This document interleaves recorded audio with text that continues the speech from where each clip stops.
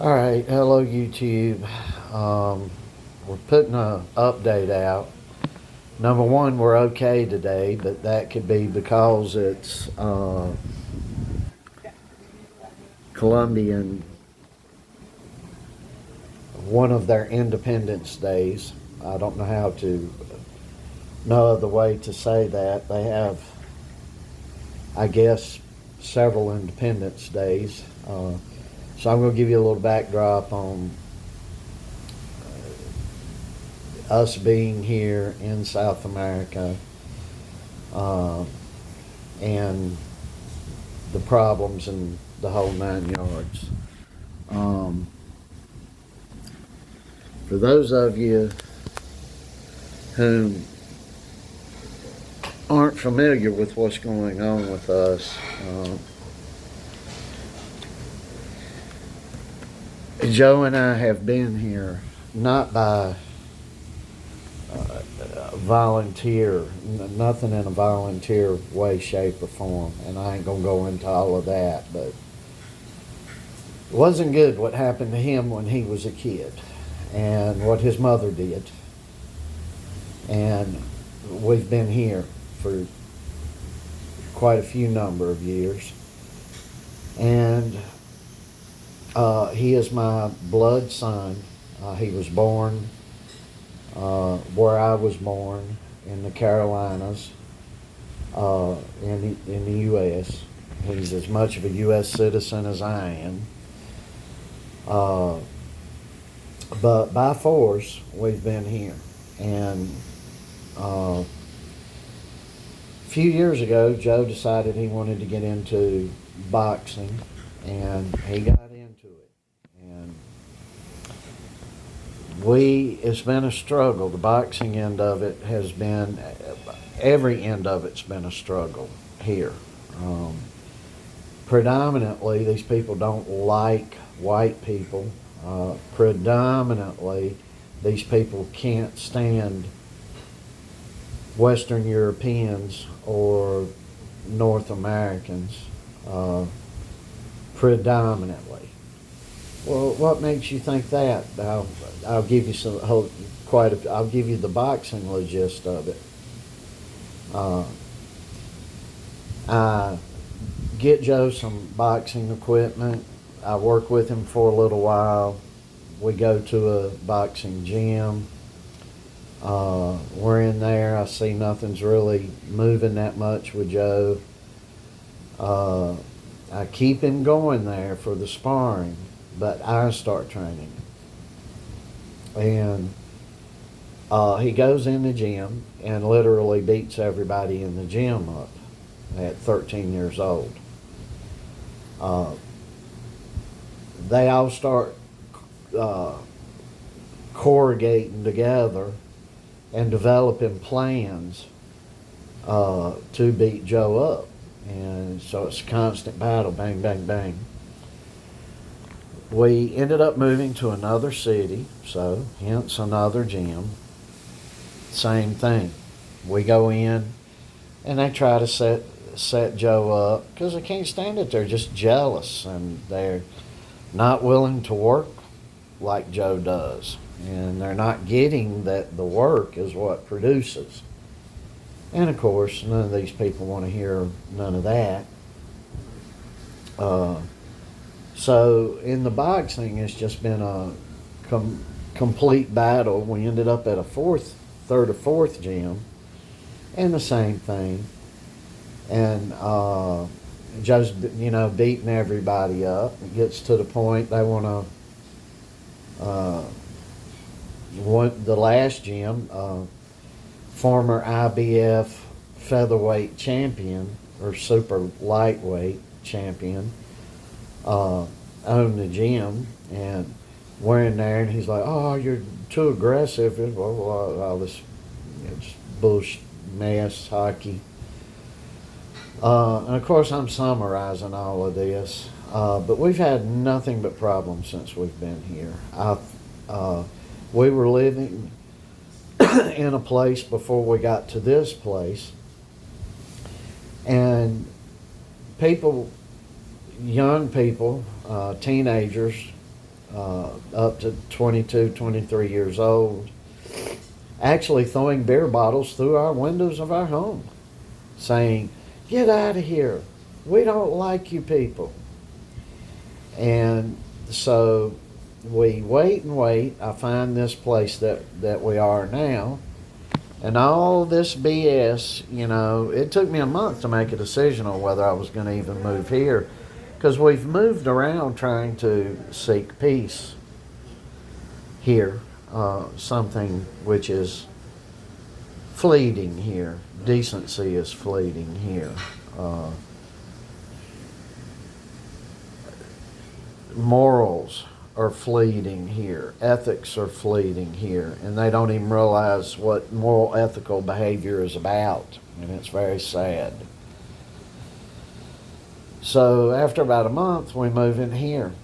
When I move in here, now the reason why I moved here was because I was promised there was peace around here, no bunch of crime or nothing going on. Make a deal, do a contract that I can put our gym equipment in the big gym that's here. And I have the equipment up. I spent all these bukus of money that I really don't have and put up all this gym equipment. And within 2 days, teenagers come in and tear all Joe's stuff up. Within 2 days of us living here. And this is what we've been experiencing and what's been happening. And the last get-go, up there, we've been working out there about a year, a little over a year. Constant problems. And one of the kids there brings a fucking, not a boombox, a damn karaoke machine in there and sets it down on the floor and starts blasting it wide open. You can't even talk. And after a while, I finally just cracked on this kid and started yelling at him, and the kid spit in my face. So I gave him a 1-2, not hard, real light. He went running out. He comes up there. He's got one of the guards with him. He spits in the guard's face. Spits on Joe, spits on me again, and spit all over the gym. And of course, Colombians think that sort of attitude is normal. And so this has spilled over to fighting in the streets, getting bottles thrown at us in the street, and it culminated with Saturday morning, me spraying the kid with mace. One of the kids, they're two twins, and chasing the kid back into his house. I mean, I'm done with this. We can't live like this wondering whether we go outside that two 20-year-old punks are gonna try to come at us with a knife or broken beer bottle or something like that. And nobody in this world deserves to have to live like that. Nobody. And these people just think it's just normal. Why are you so upset? You're wrong. Like, I'm wrong. Where are you getting this? I'm not going to let a Colombian or anybody else spit in my face. Joe's not going to let that happen either. So we constantly are getting threatened by the police, constantly, that we're the bad people, and if Joe Dare comes out, or I come out, that since we're trained, hearing things to be exact about, Joe was told, we will put you in prison, boy, for 3 years, and you'll never see light in your home country of the U.S. And if that ain't enough for you, boy, we're going to lock your old man up. And he won't make it out. So we're going through, you having to, we're just being terrorized. It's terrorism. And we are thankful to the good Lord and should be celebrating that Trump became president this past week, and he's going to be installed in office in January. He is going to grandfather clause cases just like ours, and he is going to come to Colombia and Mexico and start extracting people and trying them in the United States. But there's something going on with this culture, and they don't believe nothing till it actually happens. For an example, you can tell one of these people, hey, this is a line. If you cross it, bang. And then they immediately cross it, and then when you're banged, they're hollering for Mother Mary. Mama, Mama. And they're crying, and then they run. And so you can't reason, but you can't reason with animals. And I hate to be this ugly. It sounds bad. But this world is bad. There's not very much good about it when you start looking around. When you start bringing hellhole cultures in around you, or in our case, you've been forced to go to hellhole culture due to grievous crimes. That's why we're here. It's all going to come out. When it does, it ain't going to be pretty. Something bad happened with Joe. And it's all going to come out. When we get back in the U.S., it's all going to come out. People that have hurt Joe are in the United States illegally right now. 2 people. And I don't think he's going to let that go. I know I sure as hell ain't. Joe never should have been kept in this country, in his shithole, by these shitty people who don't love each other. And see, that's the key right there. Before you start getting down on me or my son that we're bad people because we don't like these people, I want you to keep in mind they don't like each other. They don't love each other. They don't love God. They talk a good game. They always run around, God bless you, God bless you, God bless you. I haven't met one yet that would know Christ if Christ had a dog and it reared up and bit him in the ass. And that's very sad. Very sad, and it's very sick. But we're okay today. We're nervous as hell. We're in a lot of fear. I'm kind of okay to not get back. I'm kind of okay if I go back in a box or an urn. I don't want to be cremated, but if it's the only way I can get back to my home, I'd gladly appreciate being sprinkled somewhere in Charlotte. But my big fear is getting Joe back. Joe is something special, and I've worked with a lot of people.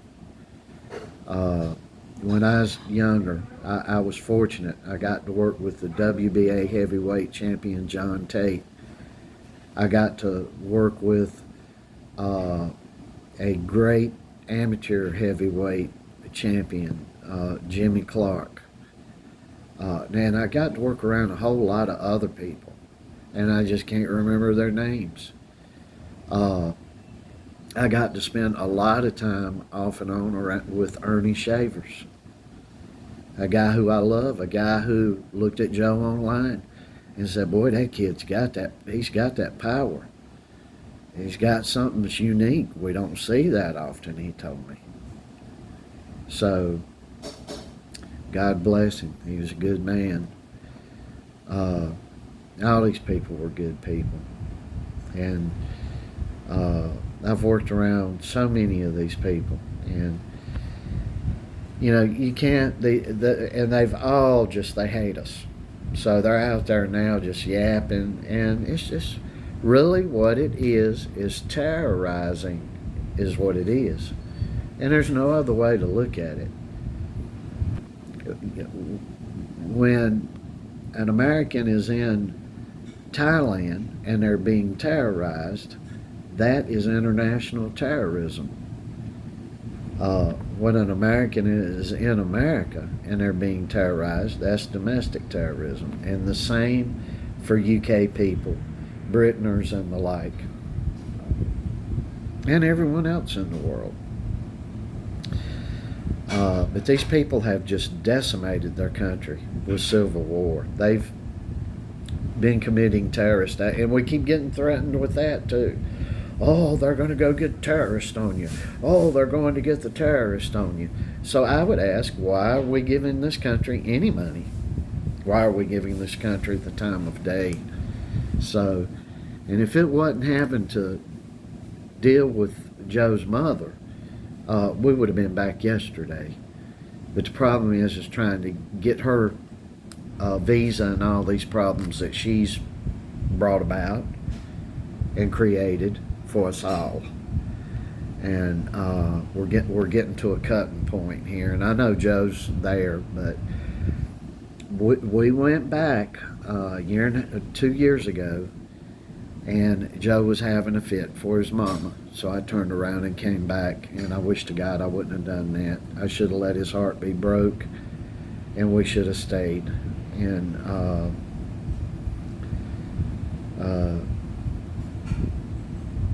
that's a little bit of the gist of what we're going through, in a sketchy way for those of you who don't follow us much, or have just watched, Joe training or whatnot. You can't even, these people are just unbelievable. You can't even get a sparring friend here, for example, in boxing. You have to check their gloves. They'll put a razor,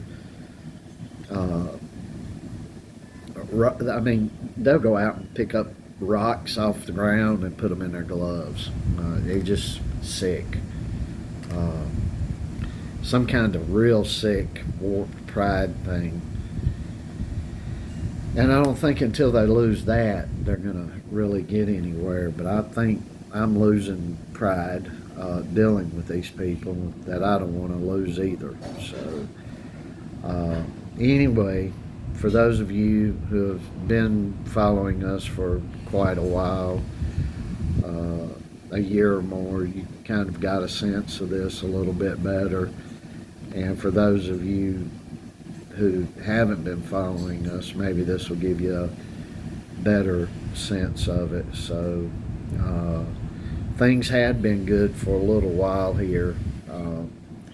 Kind of good, never good, but kind of okay. And then it's just one thing after another. So and they don't mind putting people in prison here, good people, thieves, killers, child molesters. You don't find them down there. Those whom stop those people and try to do the right thing, prison's full of them here. So it's just a complete ass backwards culture. So anyway, for those of you that have been following us, we surely appreciate it, and I hope this gives a little light as to what we're going through, to those of you who may not know what's going on, or that we're even in South America. So, but we want to give everybody a lot of love.